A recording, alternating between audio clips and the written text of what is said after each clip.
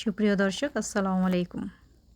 আজকে আমি আপনাদের সাথে শেয়ার করব আমাদের অঞ্চলের একটা খুবই মজাদার রান্না, সেটা হচ্ছে বেগুন দিয়ে ইলিশ মাছের পাতলা ঝোল। খুবই সামান্য মশলা দিয়ে এই রান্নাটা করা হয়, আর এই গরমের দিনে এরকম পাতলা ঝোল খেতে কিন্তু খুবই ভাল লাগে। গরম ভাতের সাথে খুবই মজা হয় এই তরকারিটা। আমি এখানে কয়েক টুকরা ইলিশ মাছ নিয়েছি আর বেগুন কেটে নিয়েছি। ইলিশ মাছটা আমি সুন্দর করে ধুয়ে পরিষ্কার করে নিয়েছি 5-6টা কাঁচামরিচ ফালি করে, আর সামান্য একটু পেঁয়াজ কুচি আর হাফ চা চামচের মতো জিরা, আস্ত জিরা, এটা আমি বেটে নিব। লাগবে হলুদ, লবণ, তেল। আমি এখন মাছগুলো হলুদ লবণ মাখিয়ে একটু ভেজে নিব। একটা প্যান বসিয়ে দিয়েছি, পরিমাণ মতো তেল দিয়ে দিলাম। এখন আমি মাছগুলো দিয়ে 2 মিনিটের মতো ভেজে নেব। বেশিক্ষণ ভাজবো না মাছগুলো, আমি জাস্ট এপিট ওপিট করে 2 মিনিটের মতো আমি মাছগুলোকে ভেজে নেব। মাছটাকে এখন উল্টিয়ে দিব। মাছগুলো আমার ভাজা হয়ে গেছে, আমি এখন এগুলোকে নামিয়ে নিব। একটা কড়াই বসিয়ে দিলাম। এখন এখানে পরিমাণ মতো একটু তেল দিয়ে দিব, আর মাছ ভাজা যে তেলটা আছে ওইটাও দিয়ে দিব এখানে। এখন কিছু পেঁয়াজ কুচি দিয়ে দেব, খুব অল্প পেঁয়াজ কুচি দিয়ে দিলাম।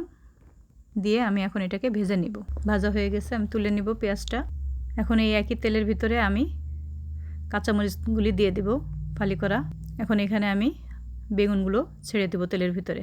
বেগুনগুলো দিয়ে এখন আমি এখানে দিয়ে দিব পরিমাণ মতো লবণ আর 1 চা চামচ হলুদটা দিয়ে এই তেলের ভিতরে আমি 1 মিনিটের মতো নেড়ে চেড়ে একটু কষিয়ে নিব। কষানো হয়ে গেছে, আমি এখন পরিমাণ মতো পানি দিয়ে দিব। পানিটা দিয়ে আমি ঢেকে দিয়ে কিছুক্ষণ রান্না করে নিব তরকারিটা।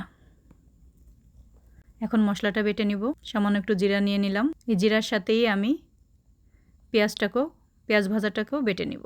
এটা আমি তরকারি যখন আমার হয়ে আসবে তখন এই মশলাটা দিয়ে একবার নামিয়ে ফেলবো রান্না। আমি এখন এখানে মাছ দিয়ে দিব। মাছগুলো দিয়ে আমি আবার 2-3 মিনিটের মতো রান্না করে নিব। ইলিশ মাছ তো বেশিক্ষণ রান্না করতে হয় না, খুব তাড়াতাড়ি রান্না হয়ে যায়। ইলিশ মাছটা তো আমার হয়ে গেল।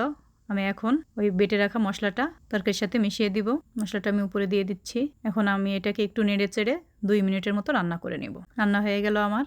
খুবই সহজে আমার এই রান্নাটা হয়ে গেল কমপ্লিট। কেমন হলো অবশ্যই জানাবেন কমেন্ট করে। খেতে কিন্তু খুবই মজাদার এই রান্নাটা। আজকে এই পর্যন্ত, সবাই ভালো থাকবেন। আল্লাহ হাফেজ।